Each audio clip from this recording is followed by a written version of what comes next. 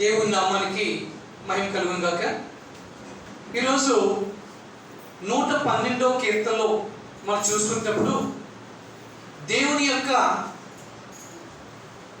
గొప్పతనాన్ని, ఆయన యందు భయభక్తులు గలవారి ఎడల ఆయన చూపే కృప, ఆయన యందు భయభక్తులు ఉంటే మనకు లభించే విషయాలు అనే విషయాలు బట్టి మనం కీర్తన గ్రంథంలో ఆయన చెప్పిన మాటల్ని మనం ధ్యానించుకున్నాం. దాంతోపాటు ఈరోజు ఈ వాక్యంలోకి వెళ్ళేటప్పుడు అపోస్తలుడైన పౌలు ఒక విషయం గురించి మనకి చెప్పాలని చెప్పి ఆశిస్తూ ఉన్నాడు.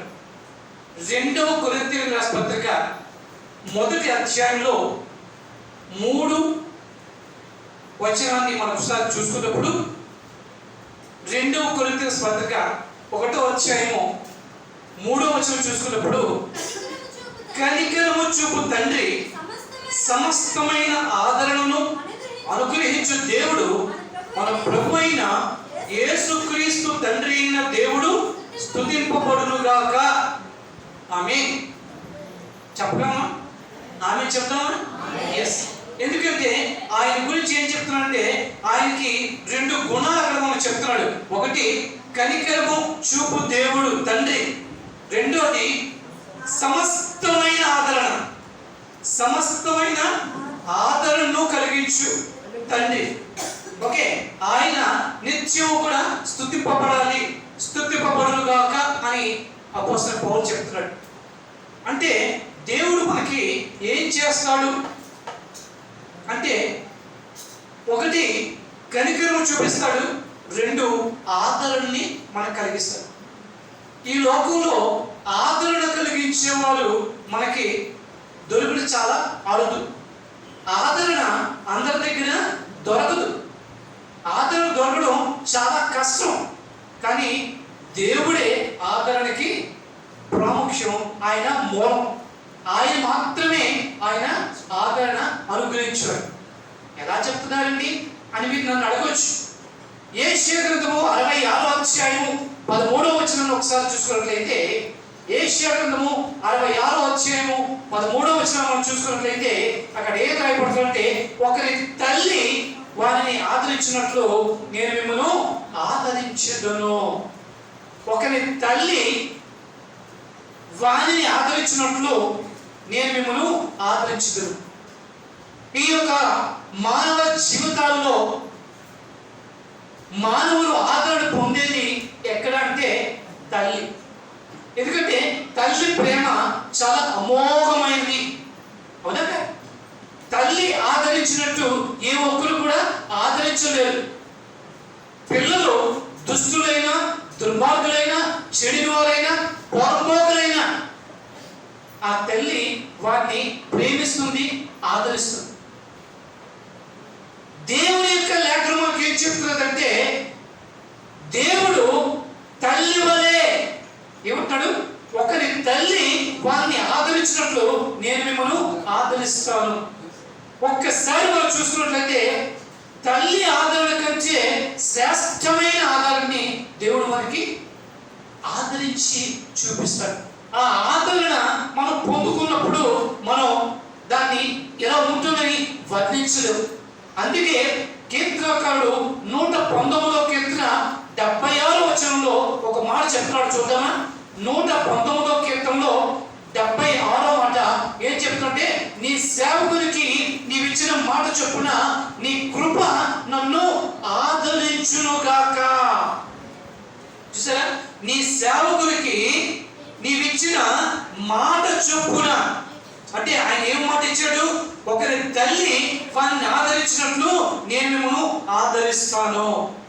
ఆ మాట ఉంది చూసారా? అది ఎలా ఉందట? నీ సేవకుడికి నేను ఇచ్చిన మాట చొప్పున నీ కృప నన్ను ఆదరించునుగాక. నీవు కృప ద్వారా నన్ను ఆదరిస్తావు అన్న విషయాన్ని ఆయన చెబుతూ ఉన్నాడు. ఈ ఆదరణ మనకి ఎప్పుడు, ఈ ఆదరణ ఎక్కడ అని మనం చూసుకుంటే 94వ కీర్తనలో 19వ మాట ఒక మాట రాయబడుతుంది. 94వ కీర్తనలో 94వ కీర్తనలో 19వ మాట చూసుకుంటే అక్కడ ఏమంటున్నదంటే, నా అంతరంగ ముందు విచారణ హెచ్చగా నీ గొప్ప ఆదరణ నా ప్రాణములకు నెమ్మది కలుగజేస్తున్నావు. నేను ఈ మాటలు కొన్ని నొక్కి కొంచెం గట్టిగా చెప్తున్నాను. కారణం ఏమిటంటే వాటిలో ఉన్న ప్రాధాన్యత. నా అంతరంగ ముందు విచారములు హెచ్చగా నీ గొప్ప ఆదరణ నా ప్రాణములకు నెమ్మది కలుగజేస్తున్నావు. ఆదరణ ఎవరైనా మళ్ళీ ఆదరణ మనం దుఃఖంలో ఉన్నప్పుడు, బాధలో ఉన్నప్పుడు, కష్టంలో ఉన్నప్పుడు ఒక్కసారి ఆదరిస్తే మనకు ఎలా ఉంటుందంటే ఆహా ఇంతకన్నా ఇంకా మరి వేరే సౌఖ్యం లేదు అనే ఒక నెమ్మది, ఒక శాంతి మన హృదయంలోకి వస్తూ ఉంటుంది. అలాగా దేవుడు తన సేవకులకి ఒక మాట ఇచ్చి ఆ మాట చెప్పున ఆయన కృప ద్వారా వారిని ఆదరిస్తాను అని చెప్పి చెప్తాడు. అంటే మన దేవుడు ఆదరణకి కర్త అయి ఉన్నాడు. ఆయన ఆదరణ కర్త. ఆయన మనల్ని ఆదరించేవాడు. ఆదరించుట అనే మాటకి ఏంటంటే మన కష్టాల్లో ఉన్నప్పుడు, మనం బాధల్లో ఉన్నప్పుడు, మనం దుఃఖంతో ఉన్నప్పుడు, మనం వేదంతో ఉన్నప్పుడు ఒక్కసారి ఆ కౌగిల్లో తీసుకొని ఒక్కసారి అలాగా తల నిమిరితే వచ్చే ఆ ఆదరణ ఉంటుందే. ఒక్కసారి మీరు ఊహించుకోండి, ఎంత గొప్ప ఆదరణ, ఎంత శాంతి కలుగుతుంది ఆ మనసుకి, ఎంత సమాధానం కలుగుతుంది ఆ మనసుకి. అటువంటి రీతిగా ఆయన మనల్ని ఆదరిస్తాను అంటున్నాడు. ఎందుకు అంటే నా దేవుడు నాకు దాగుచోటు, నా దేవుడు నాకు రక్షణకర్త, నా దేవుడు నేను ఆయన రెక్కల చాటున దాచబడేవాడిని. ఆయన తప్ప నాకు వేరే మార్గం లేదు. ఆయన తప్ప నాకు వేరే దాచుకునే స్థలం లేదు. అందుకే అంటున్నాడు నా దాగుచోటు ఆయనే. మనందరం కూడా దాగవలసింది ఎక్కడంటే నా దేవుని యొక్క రెక్కల చాటున. ఆయన రెక్కల చాటున మనం దాగుంటే ఆయన యొక్క గొప్ప ఆదరణ మనకి ఏం చేస్తుందా? నెమ్మదిని కలుగజేస్తుంది. ఈ లోకంలో అది లేకే జనులందరూ కూడా ఇబ్బంది పడుతున్నారు. ఎంత డబ్బున్నా, ఎంత అందం ఉన్నా, ఎంత బంధువర్గాలు ఉన్నా ఆదరణ లేకపోతే ఆ మనసుకి నెమ్మది ఉండదు. ఆదరణ కలిగించేవారు ఎవరు ఉంటే కేవలం దేవుడు మాత్రమే. దేవుడు మాత్రమే. భార్యాభర్తలు ఒకరికొకరు ఆదరించుకుంటారు, నేను కాదను. కానీ ఆ ఆదరణ అది తాత్కాలికమే, కొద్ది కాలమే, ప్రేమ ఉన్నంత వరకే. తల్లిదండ్రులు పిల్లల్ని ఆదరిస్తారు ఎంతవరకు? కొంతవరకే, వయసు ఉన్నంత వరకే, సమయం ఉన్నంత వరకే, ఇద్దరి మధ్య అవగాహన ఉన్నంత వరకే. కానీ దేవాది దేవుడు, మహోన్నతుడు, సృష్టికర్త, సర్వశక్తివంతుడు, సర్వజ్ఞుడు, ఆయన దీర్ఘశాంతుడు. ఆ దీర్ఘశాంతంతో ఆయన ఓర్చుకుంటూ మనల్ని ఆదరిస్తాడు. ఆయన ఓర్చుకుంటూ మనల్ని ఆదరిస్తాడు. అనుదినము కూడా పాపం చెప్పినట్టు నూతన వాత్సల్యముతో ఆయన మనల్ని హక్కులు చేర్చుకుంటున్నాడు. మనం నమ్మకస్తులము కాకపోయినప్పటికీ కూడా ఆయన నమ్మదగిన దేవుడు. మనం నమ్మకస్తులు కాకపోయినప్పటికీ కూడా ఆయన నమ్మకమైన దేవుడు, ఆదరించే దేవుడు. అన్ని పరిస్థితుల్లో ఆయన మన పక్షాన ఉండే దేవుడు, మనల్ని సేద తీర్చే దేవుడు. అందుకే అన్నాడు, ప్రయాసపడి భారం మోయు నా జనులారా నా ఎద్దుకు రండి, నేను మీకు విశ్రాంతిని ఇస్తాను. ఆ విశ్రాంతిలో ఏముంటుందంటే గొప్ప ఆదరణ ఉంటుంది. ఆ ఆదరణని ఆయన మనకి అనుగ్రహించే దేవుడు. అందుకే ఆయన అంటున్నాడు, యెహోషువ గ్రంథం 1:6 యెహోషువుడు చెప్తున్నాడు, అయ్యా నేను నిన్ను విడవను, ఎడబాయను. ఆయనకి చెప్పే మాట నీకు నాకు కూడా ఆయన చెబుతున్నాడు. కేవలం యెహోషువకి చెప్పిన మాట మాత్రమే కాదు, కానీ ఆయన హెబ్రీయులకు రాసిన పత్రిక 13:5 కూడా ఇచ్చిన వాగ్దానాన్ని జ్ఞాపకం పెట్టుకొని మరోసారి ఆయన చెప్తున్నాడు, నేను నిన్ను విడవను ఎడబాయను అని. ఈ లోకంలో అందరూ కూడా మళ్ళీ విడిచి వెళ్ళిపోవచ్చు. ఈ లోకంలో మనల్ని అందరూ కూడా ఎగతాళి చేయవచ్చు. ఈ లోకంలో అందరూ కూడా మనల్ని దూషించవచ్చు, తృణీకరించవచ్చు, అసహించుకోవచ్చు. కానీ నా దేవుడు, మన దేవుడు మనల్ని ప్రేమతో ఓర్చుకుంటూ, సహించుకుంటూ, దీర్ఘశాంతముతో ఆయన ఆదరించే దేవుడు. అటువంటి ఆదరించే దేవుని ఆరాధించడం మనకి ఎంత గొప్ప భాగ్యం. అటువంటి దేవుడు మనకు ఉన్నాడు అంటే మనం ఎంత భాగ్యవంతులు. అయితే మీరు అడగవచ్చు, ఆ ఆదరణ మనకి ఎప్పుడు, మనకి ఎలా తెలుస్తుంది? ఆయన ఆదరించే సంగతి మనకి ఎలా తెలుస్తుంది అని మీరు అడగవచ్చు. కొన్ని మాటలు ఉన్నాయి. ఆ మాటల్ని మనం చూసుకుంటే ఆయన ఏ రీతిగా ఆదరిస్తున్నాడు అనే విషయాలు మనకి తెలుస్తుంటే, ఎప్పుడైతే నిరాశలో, నిస్పృహలో, విచారముతో నువ్వు కృంగిపోతూ ఉంటావో అప్పుడు ఆయన నిన్ను ఆదరిస్తాడు. ఇందాక చూసామే కీర్తన గ్రంథంలో కీర్తనకారుడు చెప్తున్నాడు, 94వ కీర్తనలో 19వ వచనంలో ఆయన ఏం చెప్తున్నాడు? అయ్యా నాకు ఏమన్నాడు, నా అంతరంగముందు విచారములు హెచ్చగా. విచారాలు ఎక్కడ వస్తాయి? హృదయం. అవి కొన్నిసార్లు ఒకరికి చెప్పుకోగలవు, ఒకరికి చెప్పుకోలేవు. ఎవరు కూడా వారి వారి మాటల ద్వారా మనల్ని ఓదార్చలేనటువంటి విచారాలు కూడా మనలో ఉండొచ్చు. విచారం ఏదైనప్పటికీ కూడా నా అంతరంగముందు విచారం హెచ్చగా అంటే దాన్ని ఎక్కువగా అయిపోయి తీర్చలేనటువంటి పరిస్థితులు, తీర్చలేనటువంటి మనుషులు, తీర్చలేనటువంటి సమయాలు ఉన్నప్పటికీ కూడా ఆయన యొక్క గొప్ప ఆదరణ నాకు నెమ్మది కలిగజేస్తాం. కాబట్టి మనం విచారం వచ్చినప్పుడు మనం ఏమాత్రం కూడా చింతించవలసిన అవసరం లేదు.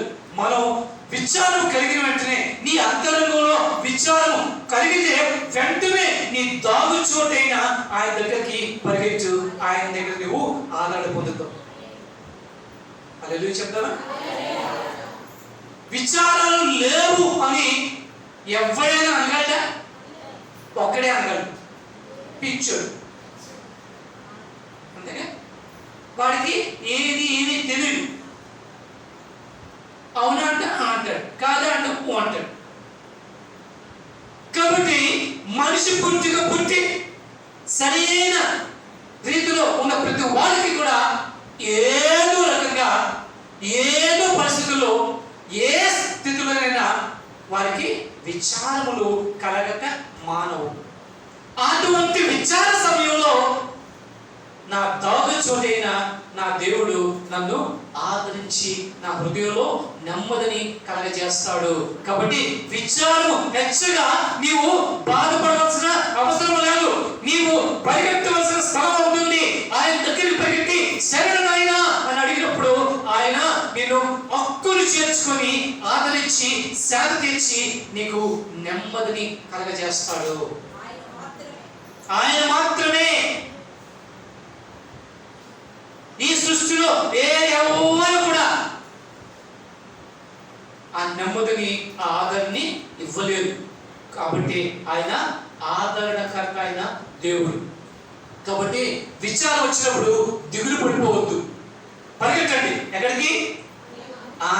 వారి మీ సహాయం కాదు, దాగు చోటైన దేవుని యొక్క పాదాల దగ్గరికి. నీ విచారంలో తీసివేసి ఆయన నెమ్మది కలిగేసి సంతోషాన్ని మనకి అనుగ్రహిస్తాడు. మనందరూ కూడా దేవుని దగ్గరికి వచ్చినప్పుడు, దేవుని కొత్తగా అంగీకరించినప్పుడు మనందరూ కూడా ఏం చెప్తున్నాం అంటే సాక్ష్యం చెప్పినప్పుడు సాక్ష్యం చెప్తాం. ఇన్నాళ్ళు కూడా నా హృదయం భారముగా ఉండేది, కానీ ఎప్పుడైతే నేను దేవుని అంగీకరించానో ఆ యొక్క నా హృదయంతో తేలికైపోయింది. అవునా? అంటే మన హృదయంలో ఏదొచ్చింది? నెమ్మది వచ్చింది. అటువంటి నెమ్మదిని ఆయన మనకి అనుగ్రహిస్తాడు. ఎప్పుడు అంటే మన విచార సమయంలో.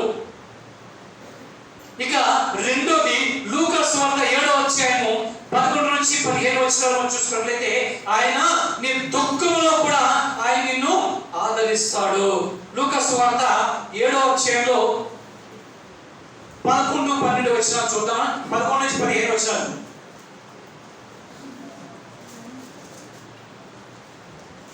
వెంటనే ఆయన నైనాను అనే ఊరికి వెళ్ళుచుండగా ఆయన శిష్యులు బహు జన సమూహంలో ఆయనతో కూడా వెళ్ళుచుండేది.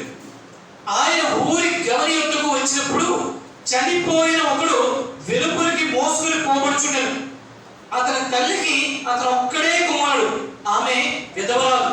ఆ ఊరి జనులు అనేకులు ఆమెతో కూడి ఉండేది. ప్రభువు ఆమెను చూచి ఆమె యందు కనికరపడి ఏడవద్దని చెప్పి దగ్గరకు వచ్చి పాడిని ముట్టగా మోయుచున్నవారు నిలిచిని ఆయన, చిన్నవాడా లెమ్మని నీతో చెప్పుచున్నారనగా ఆ చనిపోయిన వాడు లేచి కూర్చుని మాట్లాడసాగెను. ఆ తల్లి ఎంతో దుఃఖముతో నిండిపోయింది. ఒక్కగానొక్క కొడుకు చనిపోయాడు, ఆధారం లేదు, ఆదరించేవారు లేరు, ఆదుకునేవారు లేరు. ఇబ్బంది పడుతున్న ఆ సమయంలో యేసు ప్రభు ఏం చేశాడు? ఆ యొక్క పాడి మీద ఉన్న ఆ శరీరాన్ని ముట్టి స్వస్థపరిచి ఆ తల్లికి ఇచ్చాడు. ఆ తల్లి యొక్క దుఃఖాన్ని నివారించి ఆదరించాడు. దుఃఖములో కూడా నీ దుఃఖాన్ని అర్థం చేసుకునేవాడు ఆయన మాత్రమే. నీ దుఃఖపడుతున్నప్పుడు కురికిపోవాల్సిన అవసరం లేదు. నీ దుఃఖం కలిగినప్పుడు వెంటనే ఆయన దగ్గరకు వెళ్ళు. ఆయన నీ దుఃఖాన్ని కూడా తొలగించి నీకు ఆదరణ కలిగించగల సమర్థుడైన దేవుడు. నీ దుఃఖ దినములో సమాప్తమగునని వాగ్దానం చేసి ఆయన నిన్ను తల నిమిరి హక్కును చేర్చుకునేవాడు ఆ దేవుడు, ఆదరణకర్త. మొదటిది విచారములు ఉన్నప్పుడు ఆయన ఆదరిస్తాడు. రెండోది దుఃఖములో ఉంటా నిన్ను ఆదరించగల సమర్థుడైన దేవుడు.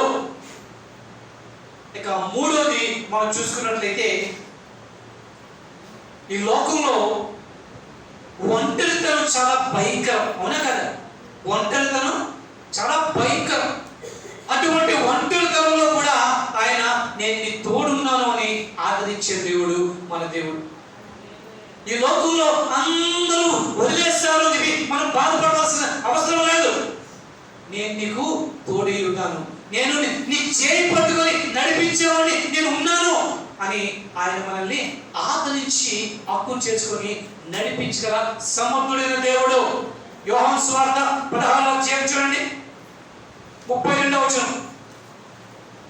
యోహాను సువార్త 16వ అధ్యాయము 32వ వచనం. ఇదిగో మీలో ప్రతి వారును ఎవరింటికి వారు చెదిరిపోయి నన్ను ఒంటరిగా విడిచిపెట్టి గడి వచ్చినది.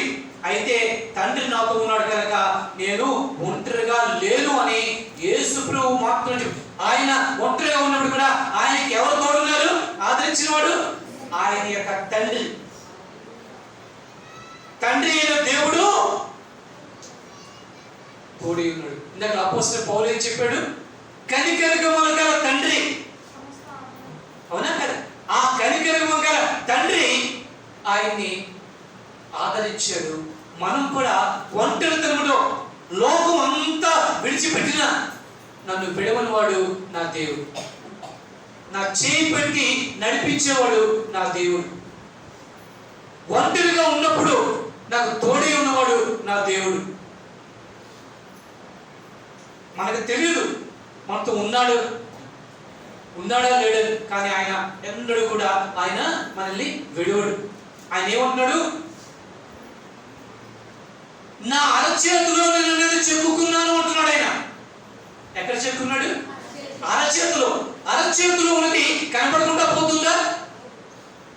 అంటే ఆయన మన మీద ఎంత దృష్టి ఉంచాడు అనే విషయాన్ని ఒకసారి మనం ఆలోచన చేస్తే దేవుడు మన ఎడల ఎంతటి కన్సర్న్ అంటే దాని ఉద్దేశాన్ని ఆశని కలిగి ఉన్నాడు అనే విషయం మనకు తెలుస్తుంది. అంటే మన మీద ఎంత ఆశ కలిగి ఉన్నాడు, మనం అంటే ఎంత ప్రేమ కలిగి ఉన్నాడు.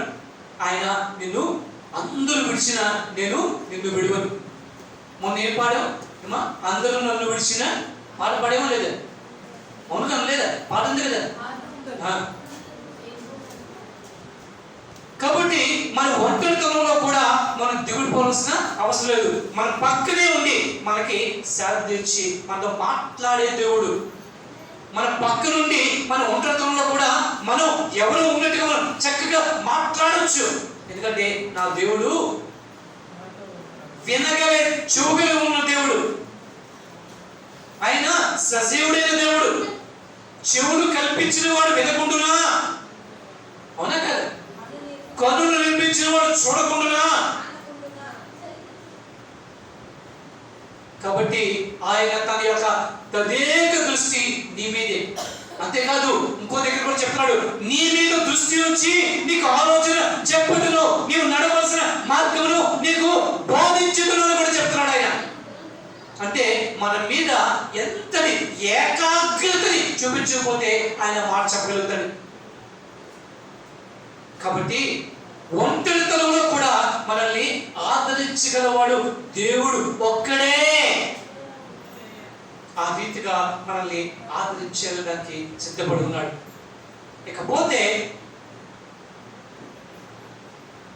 2 కొరింథీయుల పత్రిక 12వ అధ్యాయము 2 కొరింథీయుల పత్రిక 12వ అధ్యాయంలో 8-9 వచనాలు ఒకసారి చూసుకుంటే, ఆయన వ్యాధులలో కూడా ఆయన మనకి తోడై ఉంటాడు, నా కృప నీకు చాలు అని చెప్పి మనల్ని బలపరుస్తూ ఉంటాడు.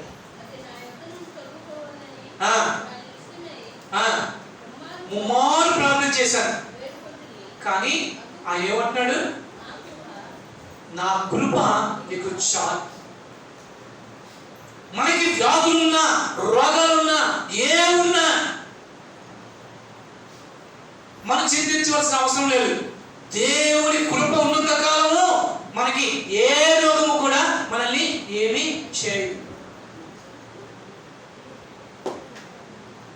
సాతానుతోటి దేవుడు అంటున్నాడు, నువ్వు వెళ్ళు యోబు దగ్గరికి, నీ ఇష్టం వచ్చినట్టు చేయి, కానీ ప్రాణాన్ని మట్టుకు నువ్వు ముట్టుకునే అవకాశం నీకు లేదు. అవునా కదా? వ్యాధులతో బాధపడ్డాడు, కానీ దేవుడు ఆదరణ కలిగిస్తూ నేను ఉన్నాను అన్నాడు. ఆయన కూడా తన మీద నమ్మిక పెట్టుకున్నాడు. వ్యాధులలో కూడా ఆయన మనల్ని ఆదరించిన దేవుడు. కుష్ఠరోగం వచ్చి అయ్యా నన్ను స్వస్థపరచువా, నీకు ఇష్టమైతే నువ్వు స్వస్థపరచు అని అడుగుతుంటే నాకు ఇష్టమే అని వాళ్ళని ఆదరించి వారిని స్వస్థపరిచిన సన్నివేశాలు మనం సువార్తల్లో మనం చూస్తూ ఉన్నాం. వ్యాధులలో కూడా ఆయన మనల్ని ఆదరించే దేవుడు.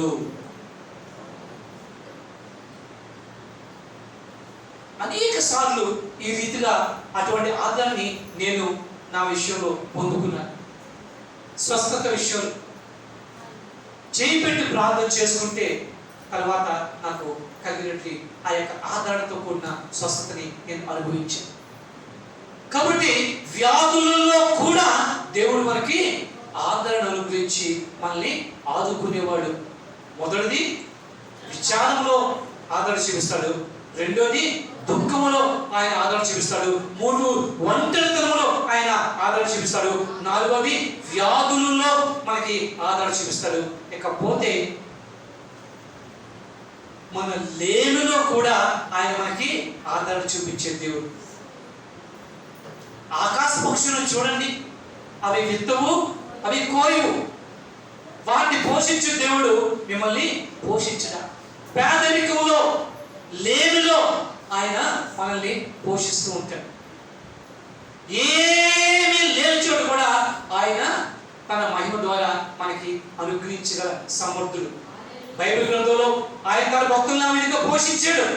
మొదటి రాజుల గ్రంథము 17వ అధ్యాయము 12వ వచనం చూసుకున్నప్పుడు తన దాసుడిని ఆ విధంగా కాకువాల ద్వారా ఆయన ఆహారాన్ని పంపించి, అలాగే పేదరికంలో ఉన్నటువంటి ఆ యొక్క సారేపతి స్త్రీ ఆదుకున్నాడా లేదా? ఆ ఇంట్లో ఏమని నూనె బుడ్డలు 2 మాత్రం ఉన్నాయంటే, ఆ నూనె ఎప్పుడైతే దేవుడు ఆశీర్వదించి ఆదరించాడో ఆ కరువు తీరే వరకు కూడా నూనె తరిగిపోలేదు. ఆదరించలేదు. ఆ తల్లి వేదన ఎలా ఉండేది? అయ్యా ఈరోజు ఓ 2 అప్పాలు చేసుకొని నేను నా కొడుకు తిని చచ్చిపోవడమే, ఇంకా ఇంతమించి మరి వేరే దారి లేదు అని ఒక దిక్కుమాలిన స్థితి ఉన్నప్పుడు దైవదాసుడు తన దగ్గరికి వెళ్ళి ఒక మాట చెప్తే ఆ మాట ప్రకారం చేసిన తర్వాత దేవుడు ఎలా ఆదరించాడో మనం చూసుకునే ఉన్నాం. కాబట్టి నిజముగా ఈరోజు వాక్యం మనం ఏమొచ్చింది? మొట్టమొదట ఆరంభించేటప్పుడు ఒక వాక్యం మొదలుపెట్టాం. ఆయన మొదలుపెట్టు వారికి, ఆయన నిజముగా మొదలుపెట్టు వారికి ఆయన సాధారణంగా ఏదో ప్రార్థన మొక్కేసి ప్రార్థన చేసే కాదు, నిజముగా మొదలుపెట్టు వారికి ఆయన అతి సమీపంగా ఉండి ఆదరించే దేవుడు. హల్లెలూయా. నీ హృదయ అంతరంగం నుంచి ఆయన పిలవాలి, పెదవులతో కాదు. కాబట్టి నీ హృదయం దానికి అనుకూలంగా ఉందా లేదా ఈరోజు మనం చూసుకోవాలి. నీ పేదరికంలో కూడా నేను ఆదరించేవాడు దేవుడు. పేదరికంలో ఉంటే ఈ లోకంలో జనులు అంటారు, పట్టించుకోడు, దగ్గర రానివాడు. కానీ పేదరికంలో కూడా ఆదుకునేవాడు నా దేవుడు, ఆదరించేవాడు నా దేవుడు.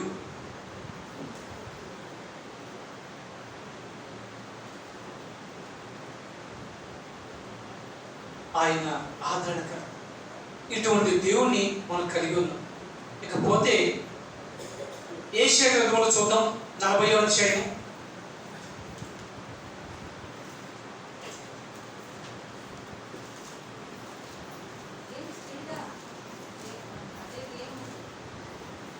కురుంగుదలలో కూడా ఆయన ఆదరణ ఇచ్చేవాడు. 40 యెషయా 40:29. యెషయా గ్రంథం 40వ అధ్యాయము 29వ వచనంలో మనం చూసుకున్నప్పుడు ఆయన ఏం చెప్తుంటే, సొమ్మసిల్లిన వారికి బలం ఇచ్చేవాడు ఆయనే, శక్తిహీనులకు బలాభివృద్ధి కలుగజేయవాడు ఆయనే. మనం కృంగిపోతే, జారిపోతే, పడిపోతే లేవనెత్తువాడు. బాధలతో, వేదనతో, సమస్యలు పడిపోతే మనకి ఆదరించేవాడు మన దేవుడు. నువ్వు దిగులు పడవలసిన అవసరం లేదు, కృంగిపోవలసిన అవసరం లేదు. మనం మాట్లాడుకుంటాం, దేవుడు నా పక్షాన ఉండగా నేను దేనికి భయపడను అంటాం. కానీ కృంగుదలు వస్తే కృంగిపోతాం. ఏమయ్యా నీ మొహం అలా ఉంది, ఏం చెప్పనండి, ఇటువంటి కష్టాలు వచ్చేయండి అని కృంగిపోయే తత్వం మానవ సహజం, అవునా కదా? కానీ అటువంటి కృంగుదలలో కూడా నేను ఆదరించి హక్కులు చేసుకొని నీకు ధైర్యాన్ని ఇచ్చి నేను నిలబెట్టుకునేవాడు నీ దేవుడు.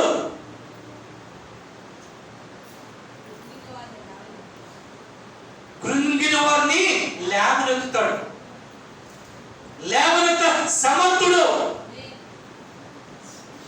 కాబట్టి మనం కృంగిపోవాల్సిన అవసరం లేదు. ఆస్తి పోయిందని కృంగిపోవక్కర్లేదు, బంధువులు వదిలేసినట్టు కృంగిపోవక్కర్లేదు, ఏదో అయిపోయినట్టు కృంగిపోవక్కర్లేదు. ఆదరించేవాడు మన దేవుడు. ప్రస్తుత పరిస్థితులు చూసుకుంటున్నప్పుడు ఎలా ఉంటున్నాయంటే చాలా భయంకరంగా ఉంటున్నాయి. ఇటువంటి భయంకర పరిస్థితుల్లో కృంగుదల మనకి రావడం సహజం. అయినప్పటికీ కూడా ఇటువంటి కృంగుదలలో నిన్ను ఆదరించేవాడు దేవుడు. నువ్వు ఏమాత్రం కూడా దిగులు చెందవలసిన అవసరం లేదు. న్యూస్ లో చూస్తున్నప్పుడు గతించిన వారంలోనూ అంతకుముందు చైనాలోని, తైవాన్లోని పెద్ద తుఫాన్లు వచ్చి ఇళ్ళు, బళ్ళు అన్ని కూడా కొట్టుకుపోయిన సన్నివేశాలు చూసి, నిన్న కాదు మొన్న అమెరికా ఫ్లోరిడాలో గంటకి 360 కిలోమీటర్ల వేగంతో గాలులు వీస్తూ కారు సైడు ఎగిరిపోతున్న ప్రళయం. అటువంటి స్థితిలో ఆ మీరులు కూడా గరీబులైపోయారే. రాత్రిలోనే వారి యొక్క సంపదలు పోయాయే, అటువంటి వాడు కృంగిపోరా? కృంగుదలలో కూడా దేవుడు ఆదరించేవాడు మన దేవుడు. మనం కృంగవలసిన అవసరం లేదు. నా దేవుడు నాకు తోడై ఉండగా నేను భయపడను. నా దేవుడు ఆదరించే దేవుడు. ఎందులో ఆదరిస్తాడు? విచారంలో ఆదరిస్తాడు, దుఃఖంలో ఆదరిస్తాడు, ఒంటరితనంలో ఆదరిస్తాడు, వ్యాధుల్లో ఆదరిస్తాడు, కృంగుదలలో ఆదరిస్తాడు. ఇంతకన్నా మనిషికి ఇంకేమొస్తాయి? ఇంకేమైనా ఉంటాయా? మనకు వచ్చే ప్రతి పరిస్థితుల్లో కూడా దిగులు పడే పరిస్థితులు, కృంగిపోయే పరిస్థితులు, విచారపడే పరిస్థితులు, దుఃఖపడే పరిస్థితులు, నలిగిపోయే పరిస్థితులు, మనం ఇంకెందుకు బ్రతుకు అయిపోయింది అని చనిపోయే పరిస్థితుల్లో కూడా ఆయన ఆదుకునే దేవుడు. చివరిగా చెప్తూ ఉన్నాడు యోహాను సువార్త 11:25 మరణములో కూడా నిన్ను ఆదరించేవాడు నీ దేవుడు. మరణములో కూడా నిన్ను ఆదరించేవాడు. యోహాను సువార్త 11:25 ఒకసారి చూడండి. పునరుత్థానమును జీవమును నేనే, నా యందు విశ్వాసం ఉంచువాడు. అంటే మనం మరణించినప్పటికీ కూడా ఆ మరణంలో కూడా ఆయన మనల్ని ఆదరిస్తాడు. అందుకే అపోస్తలుడు పౌలు కొలస్సీయులకు రాసిన పత్రికలో అంటున్నాడు, నిరీక్షణ లేని అన్ని జనుల వలె మీరు విచారంతో ఉండొద్దు.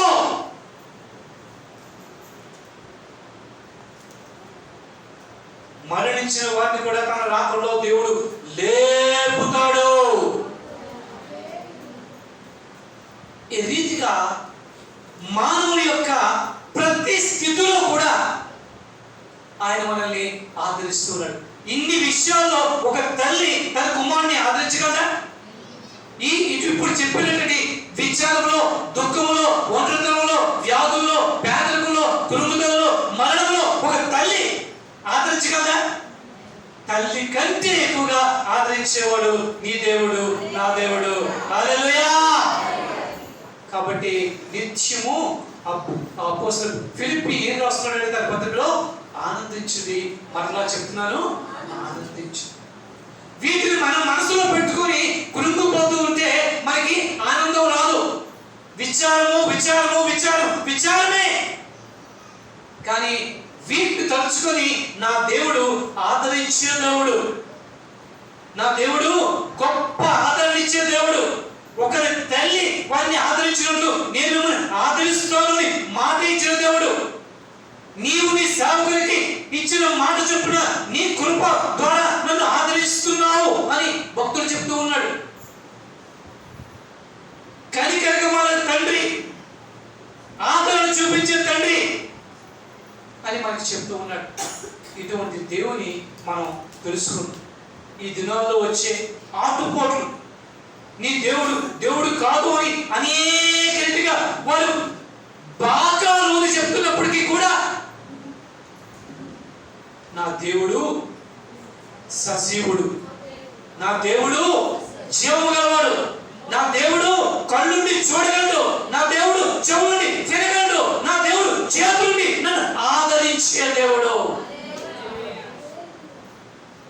ఈ విశ్వాసాన్ని మనం దృఢంగా బలంగా పట్టుకోవాలి.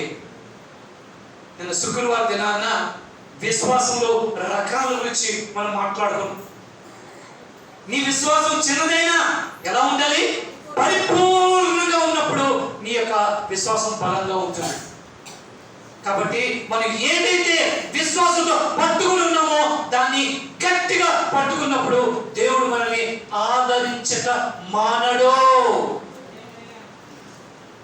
నీ పరిస్థితులు ఏమైనా సరే, నీ శరీరం ఏమైనా ఉన్నా సరే, నీ కుటుంబ పరిస్థితులు ఎలా ఉన్నా సరే, నీ మనోవ్యాధి ఎలా ఉన్నా సరే, వాటన్నిటిలో కూడా సేవ తీర్చి హక్కు చేర్చుకోగల దేవుడు నాకున్నాడు, నీకున్నాడు, మనందరికీ ఉన్నాడు. హల్లెలూయా. ఈరోజు ఆయన మనకి ఒక భరోసాని ఇస్తున్నాడు. ఏమిస్తున్నాడు? భరోసాని ఇస్తున్నాడు. ఒక నమ్మికని కలగజేస్తున్నాడు. నేను నీకున్నాను, ధైర్యపడొద్దు.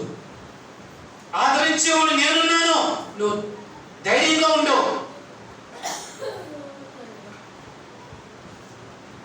ఇంకో దగ్గర అపోస్తలుడు పౌలు ఏం చెప్తున్నాడంటే, ఈ లోకంలో ఖడ్గమైనను వస్త్రహీనతైనను ఏది కూడా దేవుని ప్రేమ నుండి నిన్ను ఎడబాయదు. ఆఫ్టర్ ఆల్ ఈ విచారాలు, ఈ దుఃఖాలు, ఈ బాధలు అవి ఎంతకాలం వస్తూ ఉంటాయి, పోతూ ఉంటాయి. కానీ ఆదరించే దేవుడు నిలకడగా నాతో ఉన్నాడు, నిలకడగా మనతో ఉన్నాడు. మనం ఆయన్ని అట్టి పెట్టుకోవాల్సిన బాధ్యత మనది. అర్థమైందా? ఎవరిది బాధ్యత? ఆ దేవుని అట్టి పెట్టుకోవడం మన బాధ్యత. ఆయన ఎందుకు భయభక్తులు కలిగి, ఇందాక మనం కీర్తన 112లో చూసాం, ఆయన ఆజ్ఞలను అనుసరిస్తూ ఆచరిస్తూ ఆనందిస్తూ ఉన్నప్పుడు దేవుడు మనల్ని ఆదరిస్తూ ఉంటాడు. నిన్ను ముట్టినవాడు, అంతకంటే ఇంకా గొప్ప వాగ్దానం ఏమైనా ఉందా? నిన్ను ముట్టినవాడు నా కనుగుండిని ముట్టిన వాడితో సమానం అవుతున్నాడు. ఇంత ఆదరణ వాక్యాలు, ఇంత ఆదరణ మాటలు ఎవరు చెప్పారు? నాకు ఎవరు ఇవ్వగలరు? కాబట్టి ఆ దేవదేవునికి నిత్యము మనం కృతజ్ఞత కలిగి ఉందాం. ఆ దేవుడు నీ నుంచి నా నుంచి ఏమీ కోరుకోవట్లేదు. ఆయన కేవలం నీ చిన్న హృదయంలో ఆవగించేంత విశ్వాసాన్ని కోరుకుంటున్నాడు. పరిపూర్ణంగా ఉన్న ఆవగించేంత విశ్వాసం మాత్రమే కోరుకుంటున్నాడు. ఇవ్వగలవా? నీ హృదయానికి స్థలం ఇవ్వగలవా? ప్రకటన గ్రంథంలో ఉంటున్నాడు, హృదయం అనే ఆ యొక్క ద్వారం యొక్క నిలబడి ఆయన తన కలుపు, ఆ హృదయమైన కలుపుని కొడుతూ ఉన్నాడు.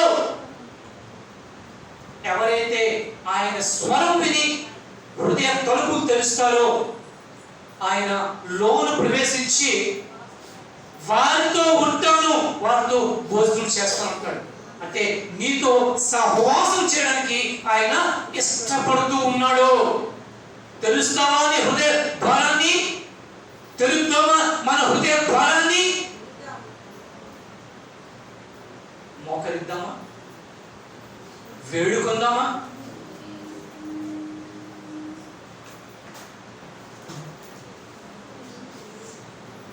ఆదరణ కలిగే దేవుడు, ఆదరించే దేవుడు, తండ్రి అయిన దేవుడు ఆదరించే దేవుడు, కుమారుడైన దేవుడు ఆదరించే దేవుడు. ఆయన కార్యాన్ని ముగించి వెళ్తూ ఆయన చెప్తున్నాడు, ఇదిగో నేను మీకు ఆదరణకర్త అయిన ఆత్మను మీ దగ్గరికి పంపిస్తాను అని. ఆ ఆత్మ మన ఆత్మతో కలిసి మనకి ఆదరణని, నెమ్మదిని కలుగజేస్తూ మనల్ని ముందుకు నడిపించగలదు. నీ అంతటా నా అంతటా నేను మనం నడవలేము. పరిశుద్ధాత్మ దేవుని యొక్క సహాయంతో సమస్తాన్ని కూడా మనం చేయగలం. అందుకే చెల్లిపోయి అంటున్నాడు, నా శక్తి చేత కాదు, నా బలం చేత కాదు, పరిశుద్ధాత్మ దేవుని యొక్క శక్తి వల్ల సమస్తమును చేయగలం. ఏమన్నాడు? ఏం చేయగలడు? ఏం చేయగలడు? సమస్తమును చేయగలడు. ఆ సమస్తంలో ఇవన్నీ కూడా ఉన్నాయి. ఇవన్నీ కూడా నీ వల్ల నా వల్ల కాదు, కానీ దేవుని యొక్క శక్తి ద్వారా మాత్రమే సాధ్యము. ఆ దేవుని యొక్క శక్తిని మనం ఉంచుకోవాల్సిన బాధ్యత మనదే. కాబట్టి మీ హృదయాలు మీ దేవునికి సమర్పించుకోండి. ఒక్క 2 నిమిషాల పాటు మీ హృదయాన్ని మీ దేవుని చేతికి, మీ దేవునికి అర్పించండి. కన్నీళ్ళు వస్తే తప్పేం లేదు, కన్నీళ్లతో ఆయన పాదాలు కడగండి.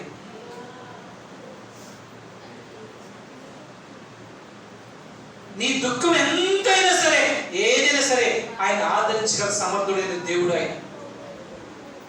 ఆయన ఈరోజు ఇక్కడ మనతో ఉన్నాడు. ప్రతి ఒక్కరిని కూడా తాకాలని, వారి హృదయంలో తొంగి చూడాలని ఆశిస్తూ ఉన్నాడు. నీ హృదయాన్ని తెరిచి ఆయన చూపిస్తావా? నీ హృదయాన్ని తెరిచి ఆయన చూపించగలవా? దావీదు చెప్పినట్టు దేవా నన్ను పరీక్షించి నన్ను పరిశోధించి తెలుసుకో అని ఎలా అన్నాడు? ఆ ధైర్యం మనకుందా? ఆలోచన చేసుకో. దేవదేవుని వేడుకుందాం. ఆయన సంకులు మన హృదయాన్ని కుమ్మరిద్దాం. ఆయన ఇచ్చి ఆదరణ పొందుకుందాం. ఈరోజు ఇక్కడ నుంచి గొప్ప ఆదరణతో మనం వెళ్తాం. ఆ రీతిగా నిన్ను నన్ను ఆశీర్వదించాలని చూస్తున్న దేవుడు. ప్రార్థన చేసుకుందామా? రామునాయుడు వచ్చి ప్రార్థన చేస్తాడు ఈ వాక్య ఫలింపు నిమిత్తం.